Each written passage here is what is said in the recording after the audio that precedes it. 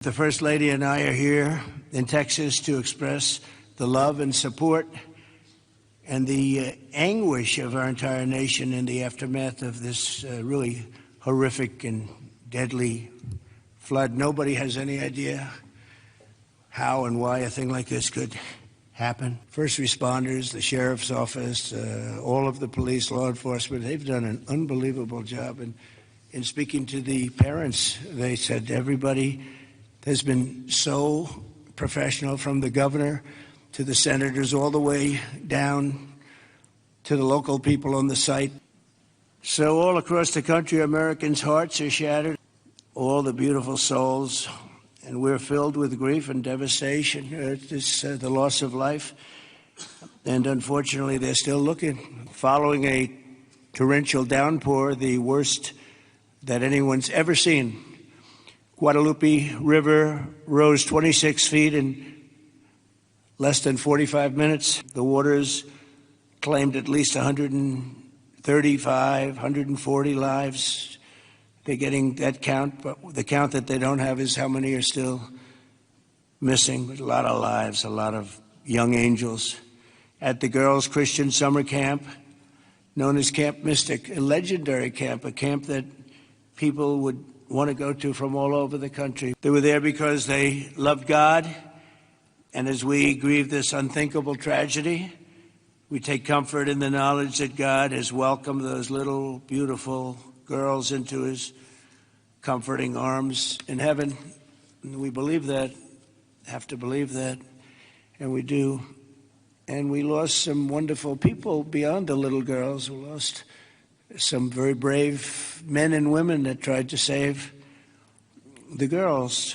As our nation, we mourn for every single life that was swept away in the flood, and we pray for the families that are left behind. It's amazing the incredible spirit from those families. Half of government is here, but my administration is doing everything in its power to help Texas, and I can tell you that and the governor will be the first to tell you that when the request was made for the emergency funds, Christy, I think we gave it within about 2 minutes, maybe less, and they had everything they needed, right, immediately. So we've deployed over 400 first responders and assisted or enabled more than 1,500 rescues. FEMA has deployed multiple emergency response units, and FEMA has been really headed by some very good people. We have some good people running FEMA. It's about time, right? We get some good ones. They failed us in North Carolina, but when we got in on January 20th, they fixed it up in no time. We're also taking historic action to ensure that such a nightmare never happens again. And we're going to look and see how can a thing like this, they could say it's a 100-year. Somebody said it's a 500-year event. It doesn't. We're not going to let a thing like this happen again where it can wreak this kind of devastation. We just met with the wonderful families. We pray with them. We hug, we hold hands, they share the stories, and I met beautiful young ladies. They gave me this special bracelet from the camp in honor of all of the little girls that they lost their lives. So we are here to honor them and also to give the support, help, and I will be back. The first thing both of you mentioned were the lives that were affected by this. Whenever there's a disaster or catastrophe, the first thing we focus on is saving lives, prioritizing those lives. Every minute, every hour counts, and that's what Chief Nimkid focused on, what the local officials focused on, what the state focused on, but also what your administration did. On the very day of the flood, the Coast Guard literally saving lives right and left, and we cannot thank you enough for deploying the Coast Guard, deploying the resources, and as you pointed out, immediately when I made a request for a disaster declaration, you and your administration granted that. This is the fastest that I'm aware of any administration responding. The hardest part about the situation we have here today, sir, is that when you have a disaster like this, I believe this is an unprecedented event. I haven't heard, in my knowledge, know of a flood that happened like this before. So, in our experience, we know that it's at least a 1 in 1,000 year flood that hit this area in an unprecedented way. And emergencies and disasters are always locally executed. The state manages them, and then the federal government comes in and supports that.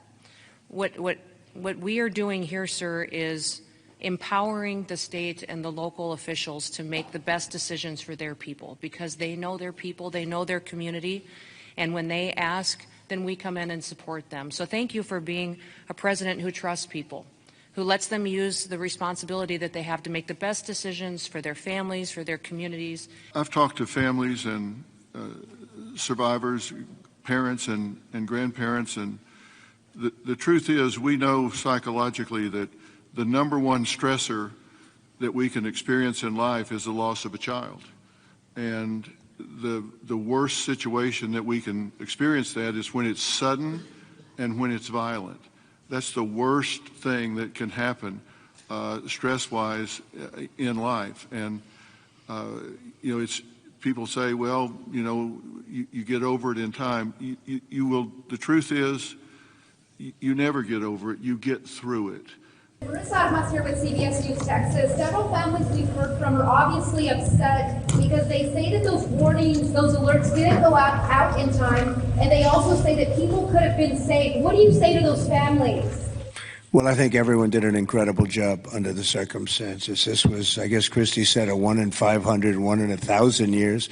And I just have admiration for the job that everybody did. There was just admiration. Only a bad person would ask a question like that, to be honest with you. I don't know who you are, but only a very evil person would ask a question like that. I think this has been heroism. This has been incredible, really, the job you've all done.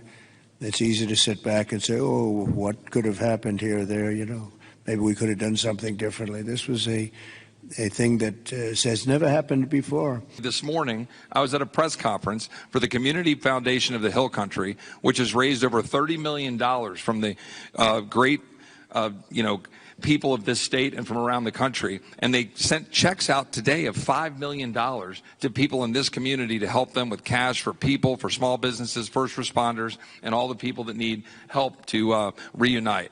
And the final point I'll just say, for all of the media clamoring to ask that ridiculous first question and try to point fingers, the governor said it best when he said that pointing fingers is for losers.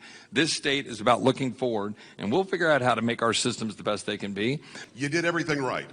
What do we do next time, though, to make sure that people are alerted if they're dead asleep? Maybe an alarm system, maybe a siren system. You might know better than I. But what do we do going forward? Because we've got to make sure that people get the alert when it's time to get the alert. Thank you. You'll probably have to do that. You'll probably come up with something very unique because there is no system right now. There's been a thing like this has never happened that anybody knows.